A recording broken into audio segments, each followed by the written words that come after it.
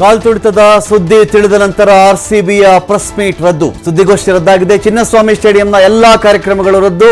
ಇನ್ನೂ ಯಾರಾದರೂ ಗೇಟ್ನ ತಬ್ಬಿಕೊಂಡಲ್ಲಿದ್ದರೆ ಮೊದಲು ಮನೆಗೆ ನಡೀರಿ. ಈಗಲೂ ಚಿನ್ನಸ್ವಾಮಿ ಸ್ಟೇಡಿಯಂ ಸುತ್ತಮುತ್ತ ಗೋಡೆ ತಬ್ಬಿಕೊಂಡು ಗೇಟ್ ತಬ್ಬಿಕೊಂಡು ಒಳಗಡೆ ಬಿಡ್ತಾರೆ ಅಂತ ಕಾಯ್ತಾ ಇದ್ರೆ ಮೊದಲು ಮನೆ ಸೇರಿಕೊಳ್ಳಿ. ನಿಮ್ಮನ್ನು ಕಾಯ್ಕೊಂಡು ನಿಮ್ಮ ನಂಬ್ಕೊಂಡಿರ್ತಕ್ಕಂಥ ಜೀವಗಳು ಮನೆಯಲ್ಲಿವೆ, ಮೊದಲು ಮನೆಗೆ ನಡೀರಿ. ಚಿನ್ನಸ್ವಾಮಿ ಸ್ಟೇಡಿಯಂನ ಎಲ್ಲ ಕಾರ್ಯಕ್ರಮಗಳು ರದ್ದಾಗಿದೆ. ಆರ್ಸಿಬಿ ಪ್ರೆಸ್ ಮೀಟ್ ಕೂಡ ರದ್ದಾಯಿತು. ಎಲ್ಲವನ್ನೂ ಮೊಟಕುಗೊಳಿಸಿ ಆರ್ಸಿಬಿ ತಂಡ ಹೊರಟಿದೆ. ಕಾಲ್ತುಳಿತದ ಸುದ್ದಿ, ಸಾವಿನ ಸುದ್ದಿ ಕಿವಿಗೆ ಅಪ್ಪಳಿಸ್ತಲ್ಲ, ಅದರ ಮುಂದೆ ಇನ್ಯಾವುದು ನನಗೆ ಬೇಡ ಅಂಥೇಳಿ ಆರ್ಸಿಬಿ ಇದೀಗ ಆ ತಂಡ ಎಲ್ಲವನ್ನು ಕ್ಯಾನ್ಸಲ್ ಮಾಡ್ಕೊಂಡು ಹೊರಟಿದೆ. ಇದೀಗ ಡಿ ಕೆ ಶಿವಕುಮಾರ್ ಮಾತಾಡ್ತಾ ಇದ್ದಾರೆ. ತಾಯಿ ಬಂದಿದ್ದಾರೆ, ಅಜ್ಜಿ ಬಂದಿದ್ದಾರೆ. ಅಜ್ಜಿಯವ್ರು ಪೋಸ್ಟ್ ಮಾರ್ಟಮ್ ಮಾಡಬೇಡಿ, ಮಾಡ್ತಾ ಇದ್ದಾರೆ. 13 ಜನ ಸರ್ ಸಿಎಂ ಇವಾಗ ಮಾತಾಡ್ತಾರೆ, ನೀವೇನೋ ಹೋಗ್ತೀರಾ, ಪ್ರೆಸ್ ಮೀಟ್ ಮಾಡ್ತಾರೆ? ಖಂಡಿತ ನಾನು ಹಾಸ್ಪಿಟಲ್ ಸರ್. ಇದರಲ್ಲಿ ವಿಪಕ್ಷಗಳು ಆರೋಪ ಸರ್, ನಿಮ್ಮ ಕಾನೂನು ಬೇಕಾದ್ರೂ ಸಿ ನಮ್ಮ ಅವ್ರ ಕಾಲದಲ್ಲಿರೋರು ಅವರೇ ಪೊಲೀಸು, ನಮ್ಮ ಕಾಲದಲ್ಲಿರೋರು ಅವರೇ ಪೊಲೀಸು. ಯಾರು ಹೊಸಬ್ರು ಯಾರು ಇಲ್ಲ ಇಲ್ಲಿ, ನಾವ್ಯಾರು ಹೊಸಬ್ರು ಯಾರು ಮಾಡಕ್ಕೋಲ್ಲ. ಪ್ಲಾನ್ ಮಾಡಿಲ್ಲ ಅಂತ ಆರೋಪ ಮಾಡ್ತಾರೆ. ಬಿಜೆಪಿ ಅವರು ಏನೇನು ಮಾತಾಡಿದ್ದಾರೆ ಗೊತ್ತಿಲ್ಲ. ಆರ್ಸಿಬಿ ಬಗ್ಗೆ ಏನೇನು ಮಾತಾಡಿದ್ದಾರೆ, ಜನ ಯಾವ ರೀತಿ ರುಚಿದ್ದಾರೆ ಅಂತ ಗೊತ್ತಿಲ್ಲ.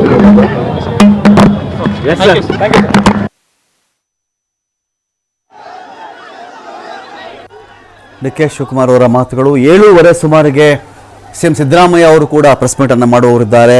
ಇದರ ನಡುವೆ ಚಿನ್ನಸ್ವಾಮಿ ಸ್ಟೇಡಿಯಂನ ಎಲ್ಲ ಕಾರ್ಯಕ್ರಮಗಳು ಕೂಡ ರದ್ದಾಗಿದೆ. ಈ ಕಾಲ್ತುಳಿತದ ಅನೇಕ ದೃಶ್ಯಗಳು ಆಚೆ ಬರ್ತಾ ಇದೆ. ಒಂದೊಂದು ಭಯಾನಕ. ನಿನ್ನೆಯಿಂದ ಆರ್ಸಿಬಿ ಅಭಿಮಾನಿಗಳು ಗೆದ್ದ ಕಾರಣಕ್ಕೋಸ್ಕರವಾಗಿ ನಿದ್ರೆ ಮಾಡಿರಲಿಲ್ಲ. ಇವತ್ತು ಸತ್ತ ಕಾರಣಕ್ಕಾಗಿ ಜೀವನ ಪರ್ಯಂತ ನಿದ್ರೆ ಮಾಡಬೇಕಾದ್ರೆ ದುಸ್ವಪ್ನವಾಗಿ ಕಾಡುವಂತಹ ಘಟನೆ ಇದು. ಜೀವನ ಪರ್ಯಂತ 12 ವರ್ಷದ ಮಕ್ಕಳು, 14 ವರ್ಷದ ಮಕ್ಕಳು ಕಣ್ಣು ಸಾಯೋದಿದೆಯಲ್ರಿ. ಯಾರಿಗೆ ಬೇಕ್ರಿ ಇವೆಲ್ಲ? ಇವ್ರಿಗೇನೋ 50 ಅಂತಾರೆ, ನಾಳೆ ಮತ್ತೆ ಇನ್ನೊಂದು ಮ್ಯಾಚ್ ಆಡಿದ್ರೆ ಅದೆಲ್ಲ ಸರಿಯಾಗಿಬಿಡ್ತಾರೆ. ಸರಿ, ಕಳ್ಕೊಂಡವ್ರ ಮನೆಯಲ್ಲಿ ಮಗನ ಕಳ್ಕೊಂಡ ಮನೆಯಲ್ಲೋ, ಮಗಳು ಕಳ್ಕೊಂಡ ಮನೆಯಲ್ಲೋ, ಮೊಮ್ಮಗ ಗಂಡನ ಕಳ್ಕೊಂಡು, ಹೆಂಡ್ತಿನ ಕಳ್ಕೊಂಡು, ಒಂದು ಮಹಿಳೆನೂ ಸತ್ತೋದ್ರು. ಜೀವನ ಪರ್ಯಂತ ಈ ಕೊರಗು ಹೋಗಲ್ವಲ್ರಿ. ಬೆಚ್ಚಿ ಬೀಳ್ತಾರೆ, ಇನ್ನು ಬೆಚ್ಚಿ ಬೀಳ್ತಾರೆ. ಬರೀ ಚಿನ್ನಸ್ವಾಮಿ ಸ್ಟೇಡಿಯಂ ಅಲ್ಲ, ಎಲ್ಲೇ ಜಾಸ್ತಿ ಜನ ನೋಡಿದ್ರೂ ಕೂಡ ಮೈ ಮೇಲೆ ಹಾವು ಬಿದ್ದಂಗೆ ಆಗುತ್ತೆ ಆ ಜನಗಳಿಗೆ. ಅಷ್ಟು ಭಯ ಆಗುತ್ತೆ ಅಂತ. ಅಯ್ಯೋ ಬೇಡಪ್ಪ, ಸಹವಾಸನೇ ಬೇಡ. ಯಾವ ಮನುಷ್ಯರಿಂದ ಯಾವತ್ತು ಯಾವ ಥರ ಸಾವು ಬರಬಹುದು ಅಂಥೇಳಿ ಇಂಥ ಘಟನೆಗಳು ನೋಡಿದ್ರೆ ಬೆಚ್ಚಿ ಬೀಳುವಂತಾಗುತ್ತೆ. ಜನಸಂದಣಿ ನೋಡಿದ್ರೆ ಹೆದರ್ಕೊಳ್ಳೋಂಗಾಗುತ್ತೆ ರೀ. ಅಷ್ಟು ಜನ, ಯಾರಿಗೂ ವ್ಯವಧಾನ ಇಲ್ಲ, ಯಾರಿಗೂ ತಾಳ್ಮೆ ಇಲ್ಲ, ಯಾರಿಗೂ ಸಂಯಮ ಇಲ್ಲ, ಯಾರಿಗೂ ಸೌಜನ್ಯ ಇಲ್ಲ, ಯಾರಿಗೂ ಮನುಷ್ಯತ್ವ ಇಲ್ಲ. ಅಲ್ಲಿ ಎಲ್ಲರ ಒಂಥರ ಅನೇಕರ ಅಸಹಾಯಕತೆ, ಕೆಲವರ ಕಿಡಿಗೇಡಿತನ, ತಳ್ಳಾಟ, ನೂಕಾಟ, ನೂಕುನುಗ್ಗಲು. ಇದರ ಮಧ್ಯೆ 10 ಜನ ಹೆಣ ಹಾಕಿದ್ರು. ಡಿಟೇಲ್ಸ್ಕೊಳ್ಳಿಕ್ಕೆ ಎಲ್.ಎನ್. ಸ್ವಾಮಿ ಇದ್ದಾರೆ. ಎಲ್.ಎನ್. ಸ್ವಾಮಿ, ಈ ಕ್ಷಣಕ್ಕೆ ನೀವಿರುವ ಸ್ಥಳದಲ್ಲಿ ಏನು ನಡೀತಾ ಇದೆ, ಏನು ಅಪ್ಡೇಟ್ಸ್ ಇದೆ ಅಂತ ಎಲ್.ಎನ್. ಸ್ವಾಮಿ? ರಮಕಾಂತ್, ನಾವು ಸದ್ಯ ಬೌರಿಂಗ್ ಆಸ್ಪತ್ರೆ ಮುಂಭಾಗದಿದ್ದೀವಿ. ಇಲ್ಲಿ ಸಾಕಷ್ಟು ಗಾಯಾಳುಗಳನ್ನು ಕೂಡ ಇಲ್ಲಿ ಬಂದು ಚಿಕಿತ್ಸೆಗೆ ಸೇರಿಸ್ತಾರೆ. ಒಟ್ಟಾರೆಯಾಗಿ ಇಲ್ಲಿವರೆಗೂ ಮಾಹಿತಿ ಬಂದಿರೋ ಪ್ರಕಾರ 23 ಜನ ಒಟ್ಟು ಗಾಯಾಳುಗಳನ್ನು ಇಲ್ಲಿ ಚಿಕಿತ್ಸೆಗೆ ಸೇರಿಸಲಾಗಿದೆ ಎಂಬ ಮಾಹಿತಿ ಕೂಡ ಲಭ್ಯ ಆಗಿದೆ. ಈಗಾಗಲೇ ವಿಪಕ್ಷ ನಾಯಕರು ಅಶೋಕ್ ಕೂಡ ಆಗಮಿಸಿದ್ದಾರೆ, ಜೊತೆಗೆ ವಿಜೇಂದ್ರ ಆಗಮಿಸಿದ್ದಾರೆ. ಗಾಯಾಳುಗಳ ಜೊತೆ ಮಾತಾಡ್ತಾ ಇದ್ದಾರೆ, ಅವರ ಸಂಬಂಧಿಕರು, ಅವರ ಆಪ್ತರ ಜೊತೆ ಮಾತಾಡ್ತಾ ಇದ್ದಾರೆ. ಜೊತೆಗೆ ವೈದ್ಯರ ಬಳಿಯೂ ಕೂಡ ಒಂದಿಷ್ಟು ಮಾಹಿತಿಗಳನ್ನು ಪಡ್ಕೊಂಡಿದ್ದಾರೆ. ಇದಕ್ಕಿಂತ ಮುಂಚೆ ಸಿಎಂ ಸಿದ್ದರಾಮಯ್ಯನವರು ಕೂಡ ಆಗಮಿಸಿದ್ರು. ಎಷ್ಟು ಮೃತರ ಶವಗಳ ಬಳಿ ಅಲ್ಲಿ ಹೋಗಿದ್ರು, ಅವರ ಕುಟುಂಬಸ್ಥರ ಒಂದು ಜೊತೆ ಮಾತಾಡಿದ್ರು, ವೈದ್ಯರ ಬಳಿ ಮಾತಾಡಿದ್ರು. ಅಂದರೆ ಗಾಯಾಳುಗಳು ಯಾರ್ಯಾರು ಚಿಕಿತ್ಸೆ ಪಡ್ತಾ ಇದ್ದಾರೆ ಅವ್ರದ್ದೆಲ್ಲ ಒಂದು ಸಂಪೂರ್ಣವಾದಂಥ ಮಾಹಿತಿಯನ್ನು ಸಿಎಂ ಸಿದ್ದರಾಮಯ್ಯನವರು ಪಡೆದಿರುವಂಥದ್ದು. ಈಗ ದಿಢೀರ್ ಸುದ್ದಿಗೋಷ್ಠಿಯನ್ನು ಸಿಎಂ ಸಿದ್ದರಾಮಯ್ಯನವರು ಅವರ ಸರ್ಕಾರಿ ನಿವಾಸ ಕಾವೇರಿಯಲ್ಲಿ ಕರೆದಿರುವಂಥದ್ದು. ರಮಕಾಂತ್, ನಾವೀಗ ಒಟ್ಟಾರೆಯಾಗಿ ಈಗ ಬೋರಿಂಗ್ ಆಸ್ಪತ್ರೆ ಹತ್ರ ಇದ್ದೀವಿ. ಇಲ್ಲಿ ಇನ್ನೂ ಕೂಡ ಗಾಯಾಳುಗಳನ್ನು ಕರ್ಕೊಂಡ್ಬರ್ತಾ ಇದ್ದಾರೆ ಚಿನ್ನಸ್ವಾಮಿ ಕ್ರೀಡಾಂಗಣದಿಂದ. ಅಂದರೆ ಎಷ್ಟು ಒಟ್ಟಾರೆಯಾಗಿ 23 ಜನ ಗಾಯಾಳುಗಳಿಗೆ ಚಿಕಿತ್ಸೆ ನೀಡಲಾಗ್ತಾ ಇದೆ ಎಂಬ ಮಾಹಿತಿ ಕೂಡ ಲಭ್ಯ ಆಗ್ತಾ ಇದೆ. ಸಾಕಷ್ಟು ವಿವರಗಳನ್ನು ವೈದ್ಯರು ಪಡೆದು ಚಿಕಿತ್ಸೆಯನ್ನು ಪಡಿತಾ ಇದ್ದಾರೆ. ಅಂದರೆ ಯಾರಿಗೆ ಯಾವ ರೀತಿ ಒಂದು ಚಿಕಿತ್ಸೆ ಕೊಡಬೇಕಾಗುತ್ತೆ, ಗಾಯದ ಮಟ್ಟ ಎಷ್ಟರ ಮಟ್ಟಿಗೆ ಆಗಿದೆ ಎಂಬ ಮಾಹಿತಿಯನ್ನು ತೆಗೆದುಕೊಂಡು ಚಿಕಿತ್ಸೆಯನ್ನು ಕೊಡ್ತಾ ಇರುವಂಥದ್ದು. ಜೊತೆಗೆ ವಿಜೇಂದ್ರ ಅವರು ಕೂಡ ಒಂದಿಷ್ಟು ಸರ್ಕಾರದ ವಿರುದ್ಧ ಸಾಕಷ್ಟು ಆಕ್ರೋಶವನ್ನು ಹೊರಹಾಕಿರುವಂಥದ್ದು. ಅಂದರೆ ತರಾತುರಿಯಲ್ಲಿ ಯಾಕೆ ಮಾಡಬೇಕಿತ್ತು ಇದೆಲ್ಲ, ಈ ಸಾವುಗಳಿಗೆ ಔಟ್ ಆಫ್ ಡೇಂಜರ್ ಎಷ್ಟು ಜನ ಅಂತ ಏನಾದ್ರು ಗೊತ್ತಾಗಿದೆಯಾ ಸ್ವಾಮಿ? ಔಟ್ ಆಫ್ ಡೇಂಜರ್ ಇವ್ರು ಯಾರಿಗೂ ಕೂಡ ಪ್ರಾಣಾಪಾಯದಿಂದ ಪಾರಾದ್ರು, ಟ್ರೀಟ್ಮೆಂಟ್ ತಗೊಂಡ್ರೆ ಸರ್ ಹೋಗ್ಬಿಡ್ತಾರೆ ಇವರು, ಇನ್ಯಾರೋ ಸಾಯೋ ಸ್ಥಿತಿಲಿ ಇಲ್ಲ, ಆ ಥರದ ಏನಾದ್ರು ಮಾಹಿತಿ ಇದೆಯಾ ಸ್ವಾಮಿ?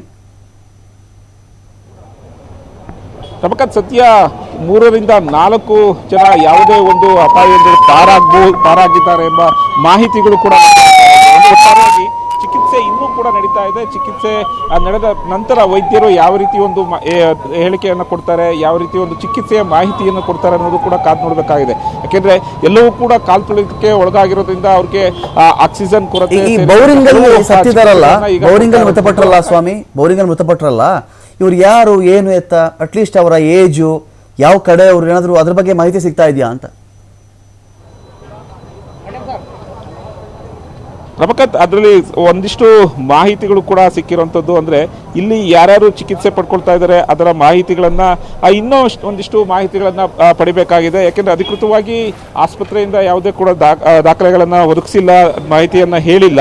ಆದರೆ ಸಂಪೂರ್ಣವಾಗಿ ಯಾರೂ ಕೂಡ ಅಂದರೆ ಎಷ್ಟು ಸಾವುಗಳಾಗಿದೆ ಅನ್ನೋದು ಮಾಹಿತಿಯನ್ನು ಸಂಪೂರ್ಣವಾಗಿ ಅಧಿಕೃತವಾಗಿ ನಿಖರವಾಗಿ ಹೇಳೋಕ್ಕಾಗ್ತಾ ಇಲ್ಲ. ಯಾಕೆಂದರೆ ಒಂದಿಷ್ಟು ಅಂದರೆ ಈಗ ನಮಗೆ ಮಾಹಿತಿ ಬಂದಿರೋ ಪ್ರಕಾರ ಕೋಲಾರ ಮೂಲದ ಶ್ರವಣ್ ಎಂಬಾತರಿಗೆ ಗಂಭೀರವಾದಂಥ ಒಂದು ಗಾಯ ಆಗಿರೋಂಥದ್ದು, 20 ರಿಂದ 25 ವಯಸ್ಸು ಆಸುಪಾಸಿನ ಯುವಕ ಎಂಬ ಮಾಹಿತಿ ತಿಳಿದು ಬಂದಿದೆ. ಜೊತೆಗೆ ಇವ್ರಿಗೆ ಬೋರಿಂಗ್ ಆಸ್ಪತ್ರೆಯಲ್ಲಿ ಶ್ರವಣ್ ಎಂಬವರಿಗೆ ಈಗಾಗಲೇ ಚಿಕಿತ್ಸೆಯನ್ನು ಕೊಡ್ತಾ ಇದ್ದಾರೆ. ಅಂದರೆ ಒಂದಿಬ್ಬರ ಮಾಹಿತಿಯನ್ನು ಒಂದು 3-4 ಜನ ಮಾಹಿತಿಯನ್ನು ಹೊರತುಪಡಿಸಿದ್ರೆ ಇನ್ಯಾವ ಸಂಪೂರ್ಣವಾದಂಥ ಮಾಹಿತಿಯನ್ನು ಕೂಡ ಇನ್ನೂ ಅಧಿಕೃತವಾಗಿ ಸಿಕ್ಕಿಲ್ಲ. ಜೊತೆಗೆ ಈಗ ವಿದ್ಯಾ ಹಾಗೂ ಶರತ್ ಎಂಬ 21 ವರ್ಷದ ಇಬ್ಬರು ಕೂಡ ಮೃತರಾಗಿದ್ದಾರೆ ಎಂಬ ಮಾಹಿತಿ ಕೂಡ ಲಭ್ಯ ಆಗ್ತಾ ಇದೆ. ಆ ಮೃತದೇಹ ಸಂಬಂಧಪಟ್ಟಂಥವರು ಇನ್ನೂ ಯಾರು ಕೂಡ ಅವರ ಸಂಬಂಧಿಕರಾಗಲಿ ಅವರ ಮಾಹಿತಿಗಳ ವಿದ್ಯಾ ಅವ್ರಿಗೆ ಏಜ್ ಎಷ್ಟಿದೆ, ಶರತ್ಗೆ ಏಜ್ ಎಷ್ಟಿರಬಹುದು ಅಂತ ಸ್ವಾಮಿ? ರಮಕಾಂತ್, ಇಬ್ಬರಿಗೂ ಕೂಡ 20 ರಿಂದ 21 ವರ್ಷ ವಯಸ್ಸು ಎಂಬ ಮಾಹಿತಿಗಳು ಲಭ್ಯ ಆಗಿದೆ. ಅಂದರೆ ವಿದ್ಯಾ ಅವರಿಗೂ ಕೂಡ 21 ವರ್ಷ, ಶರತ್ ಎಂಬವರಿಗೂ ಕೂಡ 21 ವರ್ಷ ಎಂಬುದು ಮಾಹಿತಿ ಲಭ್ಯವಾಗಿರುವಂಥದ್ದು. ಇನ್ನೂ ಕೂಡ ಯಾರು ಡೆಂಟಿಸ್ಟ್ ಓದ್ತಾ ಇದ್ದಂತಲ್ಲ ಹುಡುಗ, ಅವನು ಬೋರಿಂಗ್ ಅಲ್ಲೇ ತೀರ್ಕೊಂಡ್ರದ ಅಥವಾ ವೈದೇಹಿನ ಹುಡುಗ ಅಂತ?